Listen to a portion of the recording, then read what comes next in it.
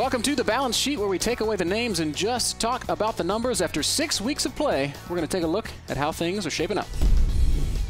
Overall, in the racial breakdowns, we can see that Terran versus Zerg still very even, 39-39. Protoss versus Terran, 31-28.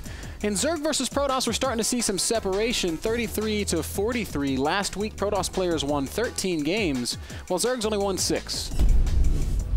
One of the more consistent trends in the North American Star League is the Korean versus Foreigner matchup. Foreigners always seem to be the underdogs against the Koreans, and it holds true. After 6 weeks of play, Foreigners have won 11 best-of-3s against 29 best-of-3 victories for Korean players. We've been lauding Ohana for its balance every single week, and it's continuing to show great games in every matchup. In ZVP, 8 wins for Zergs, 8 wins for Protoss players. In PVT, 6 wins for Protoss, 5 wins for Terran players.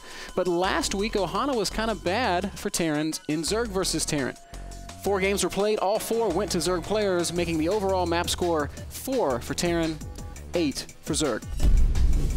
Speaking of Terran versus Zerg, we're seeing some trends develop in terms of how the maps are chosen. There are a few that are being played more than the rest, about 5 of them. Dual Site, Antigua, Ohana, Belshir, and Shakur's Plateau. What do these maps have in common?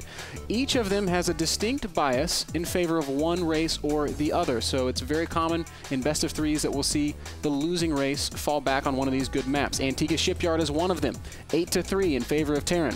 Belshir Beach, the other way around, 8-3 in favor of Zerg. And you also have Shakur's Plateau and Ohana, each favoring one race or the other. The biggest standout is Dual Site. Terrans have won on Dual Site 6 times, and Zergs with only a single victory on the 2-player map. This has been the balance sheet. I'm MrBitter. We're going to kick it back to Andre and Dan with the live broadcast.